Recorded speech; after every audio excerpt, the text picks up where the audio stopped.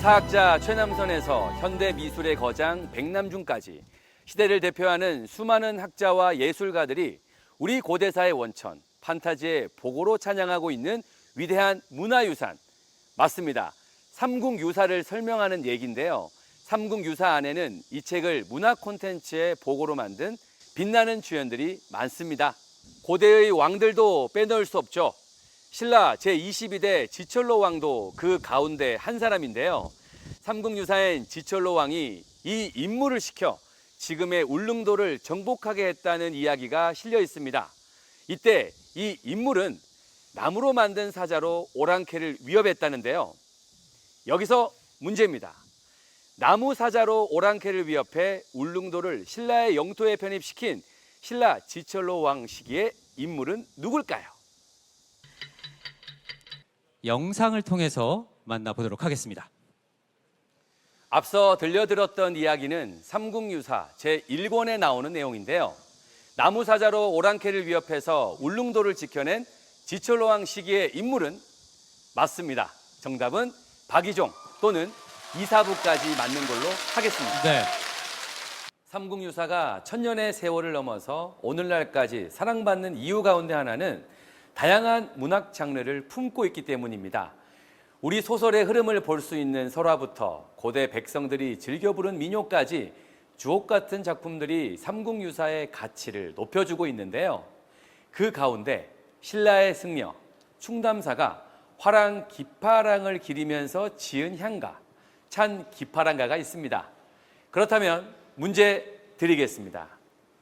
찬 기파랑가 중 이 나무 가지 높아 서리 모를 씩씩한 모습이여 에서 말하는 이 나무의 이름은 뭘까요? 삼국유사는 기록유산이라는 가치를 넘어서 우리 민족의 정체성을 알려주는 귀중한 자료죠. 동시에 고조선을 비롯해서 위만조선, 마한, 낙랑국, 오가야, 발해까지 고대 여러 나라에 대한 자료를 담고 있어서 최고의 인류 역사서로 평가받고 있고요. 역사부터 지리, 문학, 종교, 언어, 미술까지 모든 문화를 총망라한 고전 문헌으로 통합니다. 여기서 주관식 50점 문제 드립니다. 총 5권 2책으로 구성된 삼국유사의 9개 편목을 순서대로 적어주세요. 총 5권 2책으로 이루어져 있고요. 고대 국가의 흥망성쇠와 다양한 불교 문화사, 효행의 미담이 이 9개 편목 안에 담겨 있습니다. 이렇게 해서 정답은 왕력, 기, 흥법, 탑상, 의해, 신주, 감통, 비은, 효선순입니다.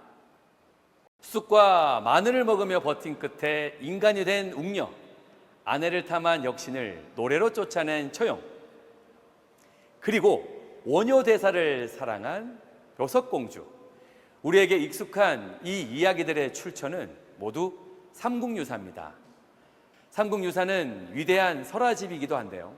우리 역사의 시작을 알려주는 단군 신화를 비롯해서 수많은 설화가 등장합니다. 무엇보다 고조선에서 삼국에 이르는 신기한 탄생 설화들이 흥미를 더하는데요. 여기서 주관식 30점 문제입니다. 알에서 태어나 괴짝에 실려 아진포에 도착해 훗날 신라 제4대 왕에 등극한 탈해는 바다에서 건너왔다는 이야기를 통해 그의 출신이 이국적임을 시사하고 있는데요. 신라 석시 왕실의 시족 탈해의 출신국은 어디일까요? 소개해드린 내용은 삼국유사 기이편 탈해 왕조에 언급되어 있는데요. 탈해는 남해왕 때 신라에 들어왔는데 바다를 통해 들어왔다고 알려져 있고요. 스스로를 용성국 사람이라고 했습니다. 여기에서 말하는 용성국은 서역으로부터 중국 중남부 해안 지역을 경유해서 신라에 이르는 길에 위치한 소국으로 추정하고 있습니다. 그래서 이번 문제의 정답은 용성국인데요. 답한이국, 답하나국도 정답으로 인정하겠습니다. 삼국유사의 또 다른 특징이라면 고조선부터 고려 건국 이전까지 수많은 왕들의 기이하고 신비로운 이야기를 연대기처럼 다루고 있다는 건데요. 그 가운데 자신의 죽음을 예언했다는 신라 선덕왕이 있습니다. 여기에서 주관식 60점 문제 드립니다. 문제입니다. 삼국유사에 따르면 신라 선덕왕은 죽는 날을 예언하며 자신의 무덤을 도리천에 써달라고 유언했는데요. 신하들이 장소를 몰라 물으니 이곳의 남쪽에 있다고 했습니다. 훗날 문무왕 때에 이르러 선덕왕의 무덤 아래 이 절을 지으면서 선덕왕의 예언이 실제로 이루어지게 됐는데요. 그렇다면 여기에서 말하는 이곳과 무덤 아래 지어진 이 절의 이름은 각각 뭘까요? 삼국유사에는 선덕왕릉에 관한 이야기가 남아 있는데요. 도리천은 불교 우주론의 중심이라고 할 수 있는 수미산 정상의 하늘로 낭산의 남쪽을 가리킵니다. 이후 문무왕 때에 선덕왕의 무덤 아래 사천왕사를 세우자 사람들은 사천왕천 위에 도리천이라는 불경의 한 구절을 들어 선덕왕의 예지력에 감탄했다고 합니다. 이렇게 해서 정답은 각각 낭산과 사천왕사입니다.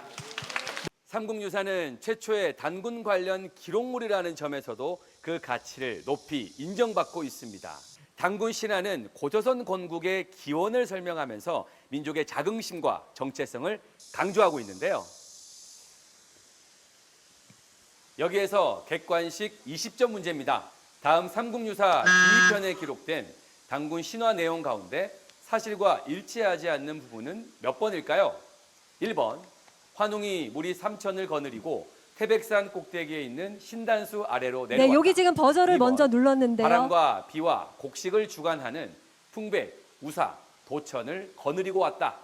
3번, 삼국유사는 단군 신화를 자세하게 묘사하고 있다는 점에서 그 의의를 더하는데요.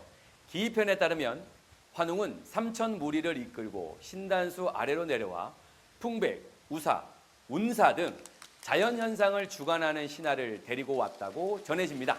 이렇게 해서 정답은 2번입니다.